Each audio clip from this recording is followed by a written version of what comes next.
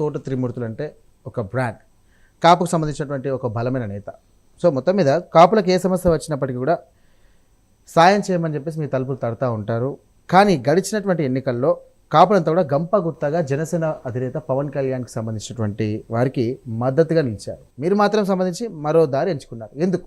పవన్ కళ్యాణ్ గారు అయితే గెలిస్తే ఆయన ముఖ్యమంత్రి అవుతాడు. తోట త్రిమూర్తులు అన్న ఆయన గెలిస్తే ఒక ఎమ్మెల్యే అవుతాడు. కాపులకు ఉన్నటువంటి కోరిక ఎమ్మెల్యేలు కాదు, ఉప ముఖ్యమంత్రులు కాదు. ఉప ముఖ్యమంత్రులు గతంలో చాలామంది చేసిన వాళ్ళు ఉన్నారు, ఎమ్మెల్యేలు చేసిన వాళ్ళు ఉన్నారు. ముఖ్యమంత్రి కావాలి. దానికి పవన్ కళ్యాణ్ గారికి సపోర్ట్ చేసే పార్టీ ఓటేస్తే ఎప్పుడైనా ఆయనకి అవకాశం వస్తుందేమో అనేటువంటి ఉద్దేశంలో నాతోటి చెప్పి కూడా ఓట్లు వేశారు కొంతమంది. అన్నా నిన్ను కాదనుకునే వాళ్ళం కాదు, నీకోసం ఏదైనా చేసేవాళ్ళు మేము, మనకు ఉన్నటువంటి ఒక కోరిక ఏదైతే ఉందో అది ఈయన ద్వారా చేస్తుందేమో అనేటువంటి ఒక ఆశ అనేటువంటిది ఎదురు చూస్తున్నాం అనేటువంటి విధంగా మాట్లాడిన విషయాలు మీ దృష్టి తీసుకొస్తున్నాను. ఆ కారణం చేత చేసామనేటువంటి చెప్పారు. చిరంజీవి గారు మీకు మంచి బెస్ట్ ఫ్రెండ్ చూసుకున్నట్టయితే, కానీ పార్టీ పరంగా చూసినా కూడా వ్యక్తిగతంగా కాకుండా పవన్ కళ్యాణ్తో వివాదిస్తున్నారు. ఎందుకు? నేను పవన్ కళ్యాణ్తో వివాదించలేదే. అంటే పార్టీ నేను చెప్పిద్దానండి, పవన్ కళ్యాణ్ గారి మీద వ్యక్తిగతంగా గౌరవిస్తాం. ఓకే, పార్టీ పరంగా మాకుండేటువంటి స్టాండ్ మాకు ఉంటుంది కదా. ఇప్పుడు నేను పవన్ కళ్యాణ్, నేను వైసీపీ పార్టీలో ఉంటూ పవన్ కళ్యాణ్ ముఖ్యమంత్రి చేయమనేటువంటిది నా అభిప్రాయం అని చెప్పాను. అది నా వ్యక్తిగత అభిప్రాయం అని చెప్పాను. విభేదించడం అంటే ఎక్కడైనా వస్తుంది? విభేదించడం అంటే మీరు తీసుకునేటువంటి నిర్ణయాలను విభేదిస్తాం. ఓకే, మిమ్మల్ని నమ్మి మీ కూడా ప్రయాణం చేసినటువంటి వాళ్ళ పరిస్థితి ఎలా ఉందో చూడమంటున్నాం. కాపు సామాజిక వర్గానికి సంబంధించి ఇటు వైఎస్ జగన్మోహన్ రెడ్డి హయాంలో కానివ్వండి, ఇటు చంద్రబాబు నాయుడు హయాంలో కానివ్వండి, అసలు న్యాయం జరిగిందా? మీ సామాజిక వర్గానికి సంబంధించి కూడా ఎప్పుడు న్యాయం జరుగుతుంది? దీని మీద మీరు ఎలా పోరాటం చేస్తారు? మీకు సంబంధించినటువంటి అంశం ఏంటి? కాపుల్ని అన్ని రాజకీయ పార్టీలు కూడా ఉపయోగించుకోవటమే జరిగింది.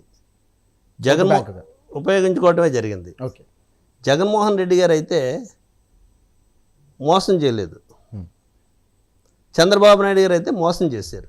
జగన్మోహన్ రెడ్డి గారు నేను చేయలేనని చెప్పి, నా వల్ల కాదు అని చెప్పారు ఆయన. చంద్రబాబు నాయుడు గారు అయితే చేస్తానని చెప్పేసి మోసం చేసినటువంటి సందర్భం. ఎవరి టైంలో ఏం జరిగింది అనేటువంటి చూసుకుంటే మొత్తానికి నష్టపోయింది మాత్రం ఈ రాష్ట్రంలో ఉన్నటువంటి కాపు సామాజిక వర్గం మాత్రం తీవ్రంగా నష్టం జరిగింది. మోసపోయినటువంటి వాళ్ళు కూడా, ఎవరు మాట్లాడినప్పటికీ కూడా మోసపోయినటువంటి వాళ్ళు మాత్రం కాపు జాతి అనేటువంటిది చెప్పడానికి బాధపడుతూ చెప్తున్నాను నేను. పవన్ కళ్యాణ్ సంబంధించినటువంటి అంశం తీసుకుంటే కూటమికి మద్దతు ఇచ్చారు, 100% స్ట్రైక్ రేట్తో గెలిచారు. దాదాపుగా 21 మంది ఎమ్మెల్యేలు గెలిచారు, 2 ఎంపీలు గెలిచారు. సో ఈ లెక్కన చూసుకుంటే ఎందుకు పరిగణలోకి తీసుకోవడం లేదు? ఎందుకు గెలవడానికి సంబంధించిన అంశం తీసుకోవట్లేదు? అసలు మనం మాట్లాడుకుంటున్నాం తప్పితే నేను ముఖ్యమంత్రి కావాలనేటువంటిది ఆయన చెప్పట్లేనప్పుడు అసలు ఈ చర్చ అనేటువంటిదే అవసరం లేదనేటువంటిది నా అభిప్రాయం. ఎందుకంటే ఆయనే జగన్మోహన్ రెడ్డి, చంద్రబాబు నాయుడు గారు అవసరం ఇంకో 15 సంవత్సరాలు ఈ కూటమి ప్రభుత్వానికి ఉంది. ఆయన యొక్క నాకు అంత సమర్థత లేదని ఆయన చెప్తున్నాడు. ఈ చంద్రబాబు నాయుడు గారి సమర్థత గురించి పొగుడుతూ ఆయనే చెప్తున్నాడు. ఆయన విజనరీ అంటున్నాడు. ఆయన యొక్క పరిపాలనా దక్షత అనేటువంటిది ఈ రాష్ట్రానికి అవసరం అని చెప్తున్నాడు. అనేక విషయాలు ఆయనే పవన్ కళ్యాణ్ గారే చెప్తున్నారు కదా. ఇప్పుడు మన ఆ చర్చ అనేటువంటిది మనం ఎప్పుడు పెట్టుకోవాలంటే నేను ముఖ్యమంత్రిని అవుతాను అనేటువంటి ఇది ఆయన ముందుకు వచ్చినప్పుడు మాట్లాడవలసినటువంటి విషయం అది. మీరు కూడా సుదీర్ఘకాలంగా టీడీపీలో ఉన్నారు, మళ్ళీ ఆ సైడ్ మీ మనసు కొట్టుకోవట్లేదు లేదా?